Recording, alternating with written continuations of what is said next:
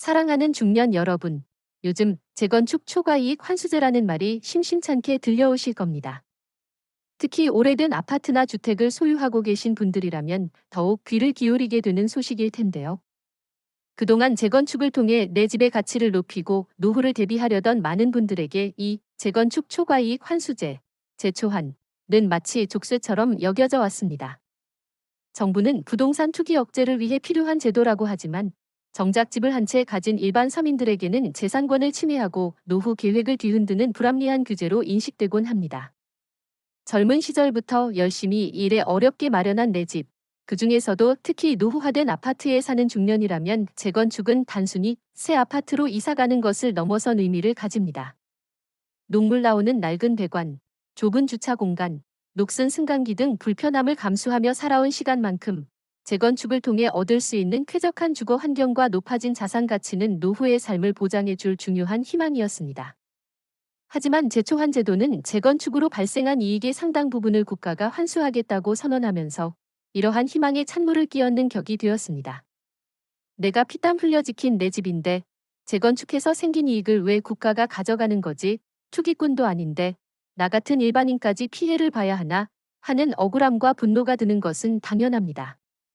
재초환 때문에 사업성이 떨어져 재건축 추진 자체가 지지부진해지는 단지들을 보면 더욱 답답한 마음을 금할 길이 없습니다. 내 집의 가치가 제자리 걸음을 하거나 오히려 떨어진다고 생각하면 노후 대비에도 비상이 걸릴 수밖에 없습니다. 이러한 상황에서 최근 재건축 초과이익 환수제에 대한 헌법재판소의 판결은 많은 중년들에게 한 줄기 희망이 되었습니다. 물론 제도 자체의 합헌성 여부는 다시 판단하게 되었지만 그 과정에서 법적 변화의 가능성이 제기되면서 수익성에 대한 기대와 동시에 우려도 공존하고 있습니다. 이 글은 바로 그런 중년들의 마음을 헤아려 재건축 초과이익 환수제의 본질과 헌재 판결의 의미, 그리고 법적 변화에 따른 수익성 기대 및 우려를 6부에 걸쳐 자세히 해설해 드릴 것입니다. 막연한 걱정 대신 정확한 정보와 지혜를 바탕으로 현명한 선택을 할 수 있도록 함께 고민하는 시간을 가져봅시다. 2부 재건축 초과이익 환수제, 그 불편한 진실, 무엇이고 왜 문제인가? 중년 여러분, 재건축 초과이익 환수제, 재초환라는 말은 익숙하지만 정확히 무엇이고 왜 그렇게 많은 논란이 되는지 모르는 분들도 많을 겁니다. 이 제도의 불편한 진실을 알아야 헌재 판결의 의미와 향후 법적 변화를 제대로 이해할 수 있습니다. 재건축 초과이익 환수제는 말 그대로 재건축 사업으로 조합원들이 얻게 되는 개발 이익 중 일정 부분, 초과이익을 국가가 환수하는 제도입니다. 정부는 재건축 사업이 주변 집값을 자극하고 투기를 유발한다는 판단 아래 시장 안정을 위해 이 제도를 도입했습니다. 재초환의 핵심은 정상 주택 가격 상승분, 소비자 물가 상승률, 개발 비용 등을 제외한 별표, 순수한 초과이익, 별표에 대해 최대 50%까지 부담금을 부과하겠다는 것입니다. 즉, 재건축을 통해 내 집값이 올랐다고 해서 그 오른 만큼의 이익을 온전히 다 가질 수 없다는 의미입니다. 그렇다면 왜 이 제도가 그렇게 많은 불만을 야기하고 문제점으로 지적될까요? 첫째, 사유재산권 침해 논란이 가장 큽니다. 많은 집주인들은 내 돈 들여 재건축을 하는 것인데 그 과정에서 발생한 이익을 국가가 빼앗아가는 것은 너무하다는 입장입니다. 특히 노후화된 주택의 소유주들은 수십 년간 낙후된 환경에서 살아왔고 재건축은 이러한 불편을 해소하고 삶의 질을 높이는 정당한 권리라고 주장합니다. 그럼에도 불구하고 이익을 환수하는 것은 정당한 재산권을 침해하는 행위로 느껴지는 것이죠. 둘째, 이중과세 논란도 있습니다. 재건축으로 얻은 이익은 나중에 집을 팔 때 양도소득세로도 부과됩니다. 그런데 재초한 부담금을 먼저 내고 또 양도소득세를 내야 한다면 이는 이중과세가 아니냐는 비판이 제기됩니다. 이미 세금을 내는데 또 다른 부담금을 내야 한다는 점에 대해 많은 불만이 있습니다. 셋째, 재건축 사업성 저해 및 사업 지연 문제입니다. 재초한 부담금이 너무 커서 사업성이 현저히 떨어지면 조합원들이 재건축을 포기하거나 사업 추진에 동의하지 않아 재건축 자체가 무산되거나 장기간 지연될 수 있습니다.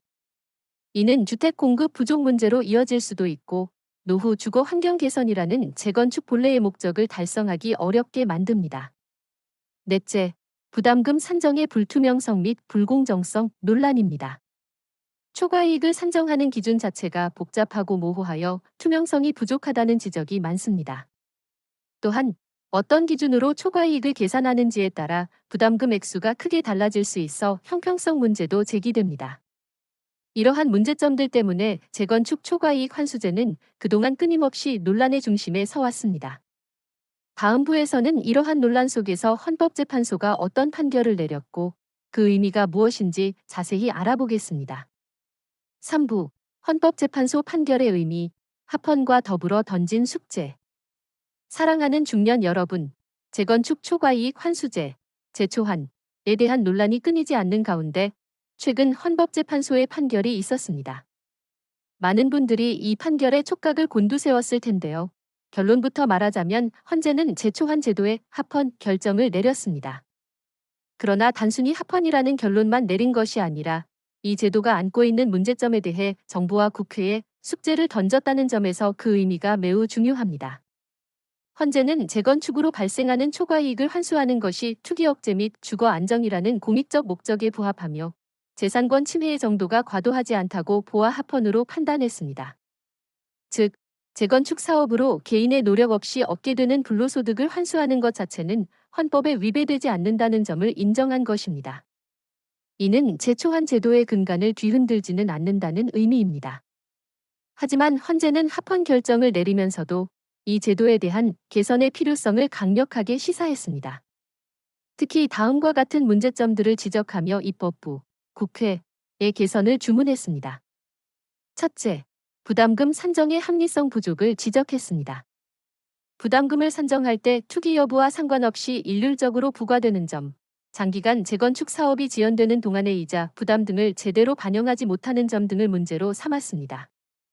이는 실제로 재건축 추진에 어려움을 겪는 조합원들의 목소리를 헌재가 인정한 것으로 해석됩니다. 둘째, 과도한 부담금으로 인한 재건축 사업성 저해 가능성을 언급했습니다.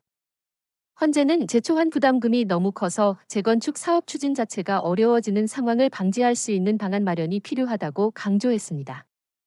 이는 실질적인 재건축 사업의 위축을 막기 위한 제도 개선이 필요하다는 메시지로 볼 수 있습니다. 셋째, 소급 입법 논란에 대한 고려, 부족도 지적했습니다. 제도가 도입되기 전에 이미 재건축을 추진하던 단지에 대해서도 소급 적용되는 부분에 대한 사회적 논의와 합리적인 대처 방안이 필요하다는 점을 시사했습니다.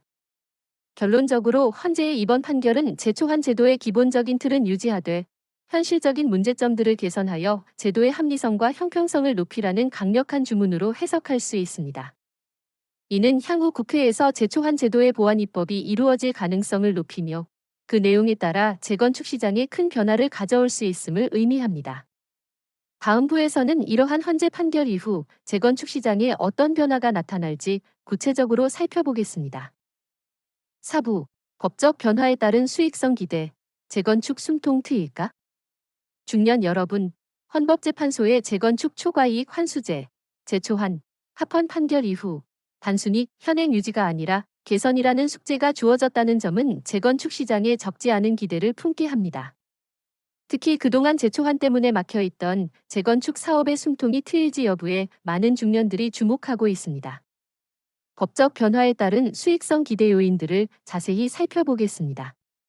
가장 먼저 기대할 수 있는 변화는 재초환 부담금 완화 가능성입니다. 헌재가 부담금 산정의 합리성 부족과 과도한 부담금으로 인한 사업성 저해 가능성을 지적했기 때문에 국회에서는 부담금 산정 방식을 합리적으로 개선하려는 움직임이 있을 수 있습니다. 예를 들어 재건축 사업 기간이 장기화될수록 이자 등 비용이 늘어나는데 이를 부담금 산정 시 충분히 반영하거나 일반적인 주택 가격 상승분과 불로소득을 더 명확하게 구분하여 부담금을 경감하는 방안이 논의될 수 있습니다. 이렇게 부담금이 줄어들면 재건축 사업의 수익성이 자연스럽게 높아질 수 있습니다. 둘째, 재건축 사업 초기 단계 단지의 활성화 기대할 수 있습니다. 그동안 재초환 부담금에 대한 불확실성 때문에 재건축 추진을 주저했던 단지들이 많았습니다. 특히 이제 막 추진위원회를 구성하거나 조합을 준비하는 초기 단계 단지들은 부담금에 대한 예측이 어려워 사업을 선뜻 시작하기 어려웠죠. 하지만 부담금 완화 등의 개선안이 마련된다면 이러한 불확실성이 줄어들어 재건축 추진 동력이 살아나고 사업 속도가 빨라질 수 있습니다.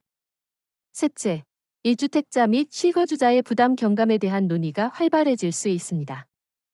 헌재 판결 이후 제초한 제도의 도입 취지인 투기 억제에 더욱 초점을 맞추면서 투기와 무관한 1주택 실거주자나 장기 보유자에 대한 부담금을 줄여주는 방향으로 제도가 개편될 가능성이 있습니다. 예를 들어 일정 금액 이하의 초과이익에 대해서는 부담금을 면제해주거나 장기 보유자에 대한 감면 혜택을 확대하는 등의 방안이 논의될 수 있습니다. 이는 재건축을 통해 노후 주거 환경을 개선하려는 선량한 중년들에게는 희소식이 될 것입니다.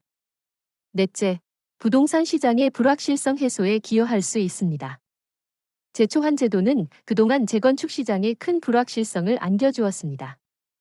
헌재의 판결과 이어질 법 개정 논의를 통해 제도의 틀이 명확해지고 부담금에 대한 예측 가능성이 높아진다면 재건축 시장에 대한 투자 심리가 개선되고 사업 추진이 더욱 활발해질 수 있습니다. 이는 장기적으로 주택 공급에도 긍정적인 영향을 미칠 수 있습니다. 물론 이러한 기대는 아직 가능성에 불과하며 실제 법 개정이 어떤 방향으로 이루어질지는 미지수입니다. 다음 부에서는 이러한 기대와 함께 반드시 고려해야 할 우려 요인들에 대해 알아보겠습니다. 5부, 법적 변화에 따른 우려 공존, 재건축, 여전히 가시밭길인가? 중년 여러분, 재건축 초과이익 환수제, 제초한, 에 대한 헌법재판소의 판결 이후 법적 변화에 대한 기대가 커지고 있지만 동시에 여전히 우려의 목소리도 공존하고 있습니다. 재건축 사업이 마냥 순탄한 길만은 아닐 수 있다는 점을 인지하고 현명하게 대비해야 합니다. 기대만큼이나 우려할 만한 요소들을 자세히 살펴보겠습니다. 첫째, 실질적인 부담금 완화 폭의 불확실성입니다. 헌재가 개선을 주문했다고 해서 제초한 부담금이 대폭 낮아질 것이라고 단정할 수는 없습니다. 정부와 국회는 여전히 투기 억제라는 제도의 기본 취지를 중요하게 생각할 수 있으며 자칫 부담금 완화가 투기를 부추길 수 있다는 우려도 존재합니다. 따라서 실제 법 개정 시 완화되는 폭이 기대에 미치지 못할 수도 있습니다. 소폭의 완화에 그친다면 재건축 사업성 개선 효과는 미미할 수 있습니다. 둘째, 과세 형평성 논란의 지속입니다. 제초한 부담금 완화가 이루어진다 하더라도 재건축을 통해 발생한 이익에 대해 국가가 일정 부분을 환수한다는 제도의 기본 틀은 유지될 것입니다. 이는 여전히 내 집의 가치를 높인 것인데 왜 세금을 더 내야 하는가? 라는 사유재산권 침해 논란과 이중과세 논란을 완전히 해소하기는 어렵다는 의미입니다. 제도 개선 이후에도 이와 관련된 불만과 소송은 지속될 수 있습니다. 셋째, 장기간에 걸친 사업 지연의 근본적 해결 어려움입니다. 제초한 부담금 문제뿐만 아니라 재건축 사업은 복잡한 인허가 절차, 조합원 간의 갈등, 시공사 선정 문제, 공사비 인상 등 다양한 변수들로 인해 장기간 지연되는 경우가 많습니다. 제초한 부담금이 완화된다 하더라도 이러한 근본적인 문제들이 해결되지 않는다면 여전히 사업 지연으로 인한 금융비용 증가와 기회비용 상실 등의 어려움을 겪을 수 있습니다. 넷째, 재건축 추진 단지 간의 형평성 문제입니다. 이미 제초한 부담금을 납부했거나 제도 시행 전에 사업을 완료한 단지들과 앞으로 부담금을 완화받을 단지들 사이에 형평성 논란이 제기될 수 있습니다. 이는 이미 부담금을 낸 조합원들의 상대적 박탈감을 유발할 수 있으며 새로운 사회적 갈등의 불씨가 될 수도 있습니다. 다섯째, 정부 정책 방향의 불확실성입니다. 현재 정부는 부동산 시장의 안정을 최우선 과제로 삼고 있습니다. 제초한 완화가 자칫 부동산 시장의 과열을 다시 불러올 수 있다는 우려가 제기된다면 법 개정 방향이 기대와는 다른 방향으로 흘러갈 수도 있습니다. 정치적 상황이나 시장 변동에 따라 제도가 또다시 변경될 가능성도 배제할 수 없습니다. 따라서 헌재 판결 이후의 기대감만으로 섣부른 판단을 내리기보다는 이러한 우려 요인들을 충분히 고려하여 신중하게 접근해야 합니다. 다음 부에서는 재건축을 준비하는 중년들이 이러한 기대와 우려 속에서 어떤 현명한 대응 전략을 세워야 할지 구체적인 로드맵을 제시해 드리겠습니다. 6부, 재건축, 중년의 지혜로운 선택을 위한 대응 로드맵. 사랑하는 중년 여러분, 재건축 초과이익 환수제, 제초한, 관련 헌법재판소 판결 이후의 기대와 우려를 모두 이해하셨을 겁니다. 복잡한 상황 속에서 나의 소중한 자산을 지키고 노후를 대비하려면 막연한 희망이나 불안감에 휩쓸리지 않고 지혜로운 대응 로드맵을 세우는 것이 중요합니다. 1. 나의 재건축 단지 상황을 정확히 진단하세요. 가장 먼저 내가 소유한 주택이 속한 재건축 단지의 현재 상황을 면밀히 파악해야 합니다. 재건축 추진 단계 1. 추진위원회, 조합 설립, 사업 시행인가, 관리 처분인가 등는 어디인지, 예상되는 제초한 부담금은 어느 정도인지, 그리고 단지 내 조합원들의 의견은 어떤지 등을 객관적으로 확인해야 합니다. 사업성이 충분한지, 진행 과정에 큰 걸림돌은 없는지 등을 파악하는 것이 출발점입니다. 2. 정부 및 국회의 법 개정 논의를 예의주시하세요. 헌재 판결 이후 국회에서 제초한 제도 개선을 위한 논의가 본격화될 것입니다. 뉴스를 통해 관련 법안 발의 내용, 주요 쟁점, 정부의 입장 변화 등을 예의주시하며 최신 정보를 습득해야 합니다.